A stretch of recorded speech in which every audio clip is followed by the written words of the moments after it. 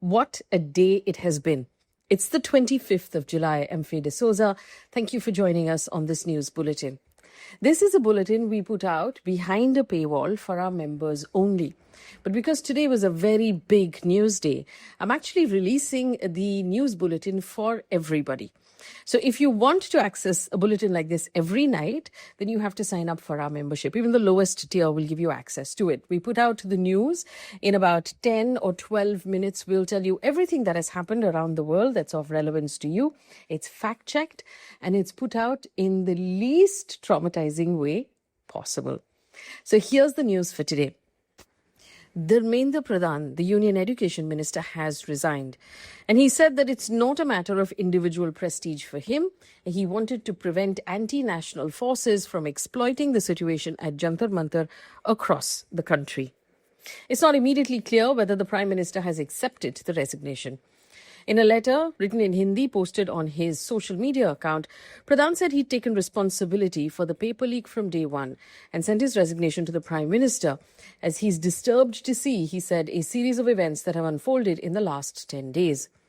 The Cockroach Janata Party hailed it as the first victory of their 36-day agitation. However, while Deepke initially said the agitation will continue until all demands are met, the CJP later in the day withdrew its agitation completely because those demands were finally met by the government.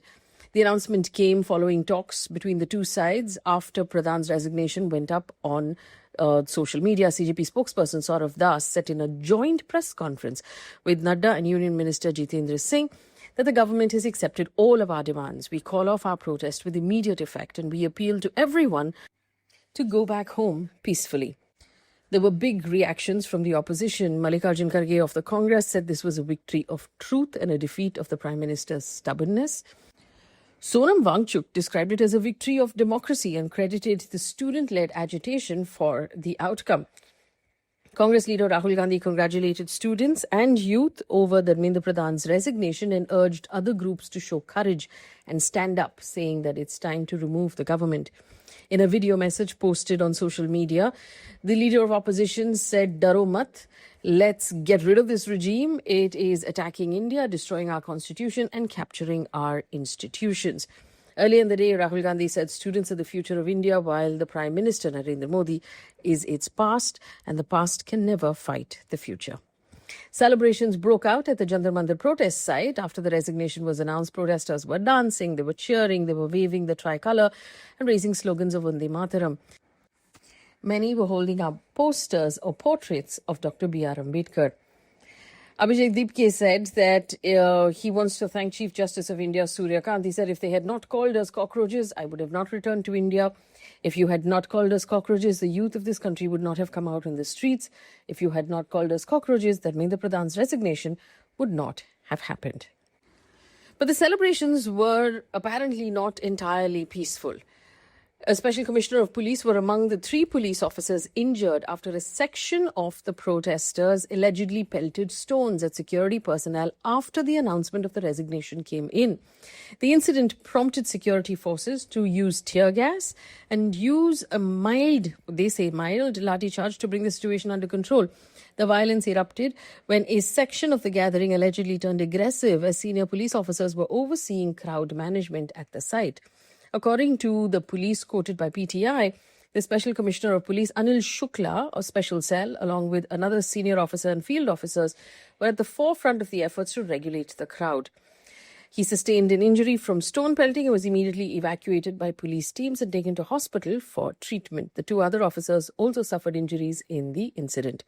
Police personnel quickly secured the area and pushed protesters back, restoring order within a short span of time. This is according to the police.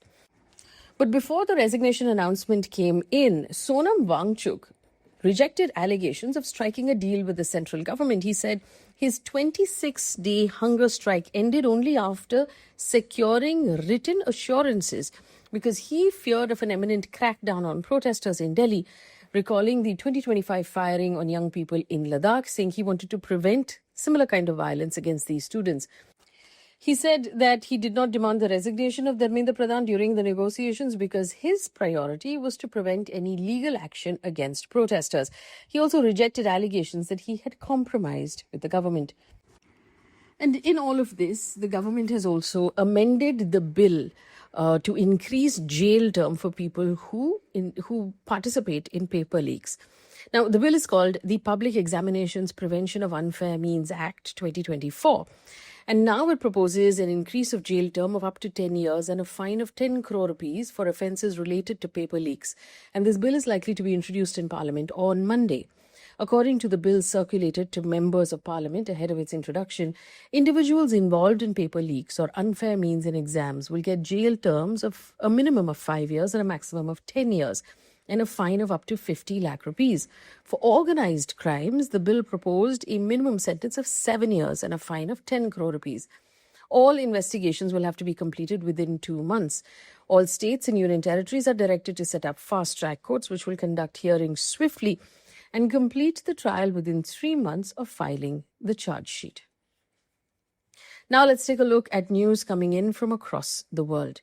In the United States, a senator has introduced a bill in the Senate that seeks to pause H-1B visas for 3 years and codify the $100,000 fee imposed by Trump on H-1B visas. The U.S. Senator Tim Shelley is a Republican from Montana, and he said U.S. should not be issuing visas that make it easier to undercut the rights of American workers. The H-1B visa is a non-immigrant visa that allows American companies to employ highly skilled foreign workers in specialty operations that require technical expertise. Now, American technology companies depend heavily on this particular visa to hire tens and thousands of employees, invariably from India and China, to work in the tech sector. Shelley described the End H-1B Abuse Act as a critical proactive step to protect American workers, curb H-1B fraud, and address what he called a national security risk created by a program that has operated for years without adequate guardrails. The proposed legislation is supported by the Immigration Accountability Project and the Federation for American Immigration Reform. The bill seeks to pause any new H-1B visa for 3 years and to also tighten the limits and standards of the program. Although finally, the odds of this bill actually passing in any way is very slim. It's very low. It's down to a few percentage because they simply do not have the math in the Senate among the Republicans to pass this bill through. In Europe, a massive forest fire has forced evacuation of 200,000 people in southwest France and central Spain. Residents are fleeing towns near Madrid and Bordeaux as flames have raged out of control. Firefighters and authorities in both of these countries were completely caught off guard by the power of these fires, which are fueled by high temperatures and long-term effects of climate change. Firefighters in Spain admitted that the fires were so vast and so violent that they could not be tackled head-on. Some people have fled by boat when flames swept through the tourist area on France's Atlantic coast. About 141,000 people have fled their homes in various parts of France, the French Interior Ministry said. In central Spain, 60,000 people were forced out of their homes, according to the Spanish government. Back home in India, in Assam, the flood situation has remained grim, even as water levels have started to recede in some parts. 61 people have died of the floods, and over 7 lakh people are affected in 9 districts. According to Assam's State Disaster Management Authority bulletin, 14 people lost their lives in the last 24 hours, taking that toll to 61. Shivasagar is the worst hit district with 3.5 lakh people are affected. So before we leave you for the weekend, we always give you one piece of positive news, although one could argue there's a lot of positive news in the country today. But here's a piece of positive news. In the veterinary university in Haryana's Hisar, there's now a dialysis facility for dogs, offering a new lease of life to critically ill dogs. Of course, dialysis is a medical procedure that removes toxins and excess fluid from the body when the kidneys are not functioning properly. Introducing this facility at the veterinary clinical complex of the Lala Lajpat Roy University of Veterinary and Animal Sciences has sparked new hope for the treatment of pets suffering from severe kidney-related ailments. It's being hailed as a milestone in veterinary services. The university spokesperson said this is the first time a dialysis facility for dogs has been introduced in Haryana. All right, on that note, I'm going to leave you for the weekend. I wish you a good weekend. Stay safe, stay happy, and we'll catch you on Monday with all of the news.